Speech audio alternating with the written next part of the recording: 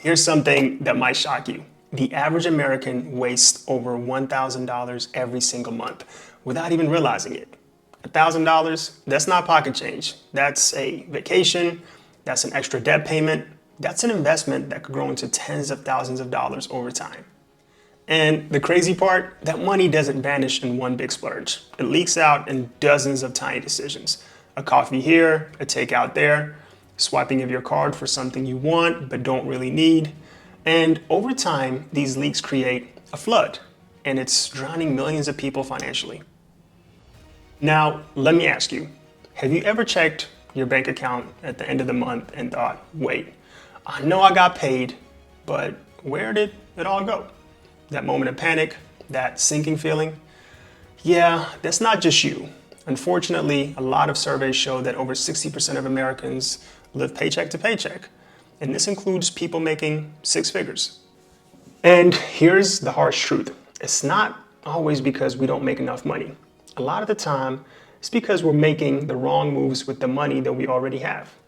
But here's some good news. Once you can spot these mistakes, you can actually stop them. And even fixing just one could completely change your financial trajectory.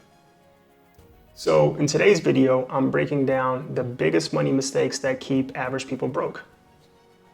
Stick with me because I guarantee at least one of these is going to hit way too close to home. And that's exactly why you need to hear it. Mistake number one, living paycheck to paycheck. Let's start with the big one, living paycheck to paycheck. Over 63% of Americans are in this exact situation right now. That means if their paycheck didn't land next Friday, bills wouldn't get paid, no buffer, no safety net, nothing. And here's the danger.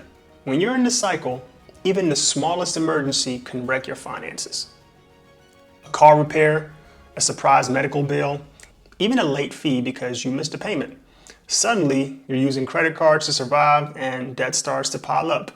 Now, I know what you might be thinking. It's not my fault. Prices are crazy right now. And you're right, inflation is brutal. But here's the uncomfortable truth. For many people, there's some breathing room in the budget. It just happens to disappear because spending always expands to match or exceed income. So what is the fix? Build a buffer. Start small. Even $500 in an emergency fund is a big game changer. That's the difference between pulling out a credit card or paying cash for when life throws you a curveball. Over time, grow that into 3 to 6 months of expenses. That's real financial security. Impulse spending is probably the most relatable money mistake of all. We've all done it. You walk into Target for toothpaste and somehow you walk out with candles, snacks, and a new blanket that you didn't even know that you needed. Here's the scary part. The average American drops over $300 a month on impulse purchases. That's nearly $4,000 a year that's just gone. And it doesn't feel like much in the moment because it's little hits here and there. $20, $50, $100.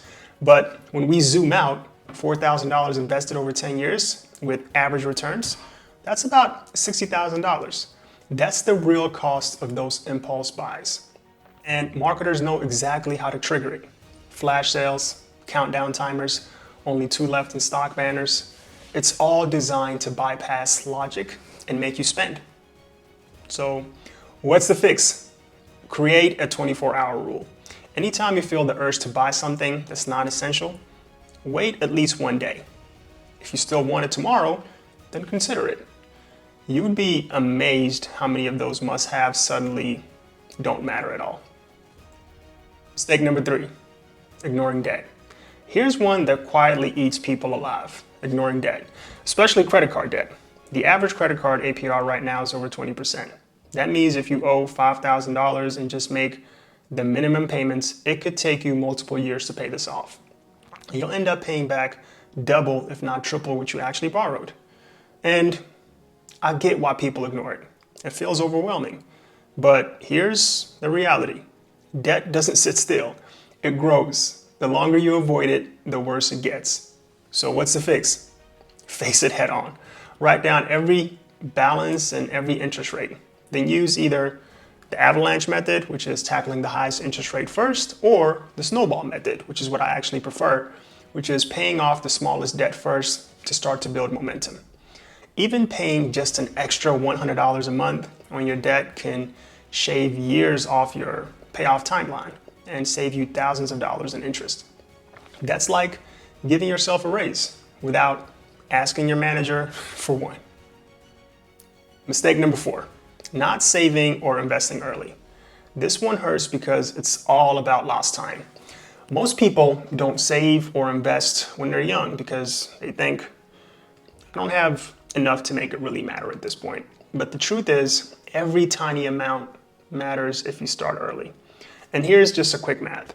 If you invest just $200 a month starting at age 25, by the time you're 65, you could have nearly $500,000 with average market returns. But if you wait until you're 35 to start, you'll only have about $250,000.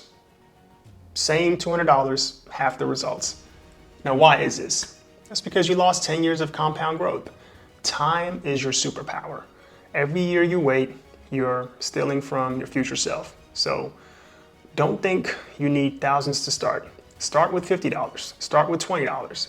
The key is to get in the game early because compound interest is the closest thing that we have to magic money.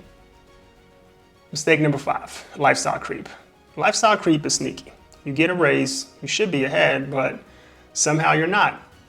Because instead of saving for the raise, you upgrade your lifestyle, bigger apartment, new car, more takeout, and suddenly, even with a higher income, you're still broke. The mistake here is thinking you deserve to spend more every time you earn more. But if your spending always rises with your income, you'll never actually build any kind of momentum or wealth.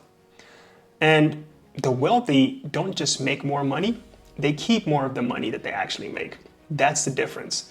So the next time you get a raise, try this. Celebrate a little bit, enjoy a little bit of it, but save or invest most of it. That's how you actually move ahead. Mistake number 6, not investing in yourself. This one's very underrated. Not investing in yourself. We'll spend thousands of dollars on cars, vacations, or the latest iPhone, but hesitate to spend on a course, certification, or coaching that could boost our income for years. Think about it. A $500 course could land you a certification that gets you a $10,000 raise. That's a 20x return, better than any market that you'll try to find. The truth is, your biggest asset isn't your house or your car. It's your ability to earn. And if you don't keep investing in it, your earning power stagnates. So if you've been putting off learning a skill or leveling up your career, that's probably the best investment you can make right now. Mistake number 7, not having an emergency fund. Think about this. What would happen if tomorrow you lost your job, your car broke down, or you suddenly had a $2,000 medical bill? For a lot of people, the answer is credit cards. But the problem with that is you're already in an emergency, and now you've added another one on top of it, which is debt. An emergency fund is like a safety net. It's not sexy. It's not something you show off. But when life throws you a curveball, it's the only thing that keeps you from falling flat. A lot of financial experts say 3 to 6 months of expenses is ideal. But let's be realistic. Even $1,000 can make a world of difference. Here's why it matters. If you don't have a cushion, every unexpected event becomes a financial crisis. Your car breaks down and suddenly you're having to choose between fixing it or paying rent. Your washing machine dies and you're stuck swiping your credit card. That's how the debt cycle starts. So here's the mindset shift. Don't think of an emergency fund as extra money just sitting there. Think of it as paying your future self. You're buying peace of mind because when an emergency happens, and it will, you'll be grateful you took care of yourself ahead of time. Not having a long-term plan. This is a mistake that ties everything together. Most people drift through life financially. They make money, they spend money, they pay some bills, maybe they save a little, but there's no real direction. Think about this. If you were driving across the country with no map or GPS, would you ever expect to end up at the right destination? Of course not. But financially, that's how most people live. A long-term plan doesn't mean you have to have every detail figured out. It just means you've picked a destination. Do you want to retire early? Do you want to buy a home? Do you want to travel the world? Do you want to be debt-free? Whatever it is, that goal becomes your compass. Once you know your big why, your money decisions get a lot easier. That's why budgets and saving plans often fail, because they're just rules without reason. But when your reason is really powerful, the discipline feels very natural. So if you haven't already, sit down and write down your vision. Where do you want to be in 5, 10, 20 years? And then reverse engineer the steps to get there. Because if you don't create a plan, chances are you'll end up living somebody else's. So if any of these hit close to home, good. That means you just found your next area to improve. Now I want you to remember, it's not about being perfect. It's about being intentional. Fix even one of these mistakes and you'll be ahead of most people. You fix several, you'll be on the fast track to financial freedom. Now, I want to hear from all of you. What's the biggest money mistake that you've made? And what did you learn from it? Drop it in the comments. I'm pretty sure your story could help somebody else. And if this video gave you any kind of value, hit that like button and subscribe. And share it with a friend who needs a little bit of a wake-up call. I'm glad you're here.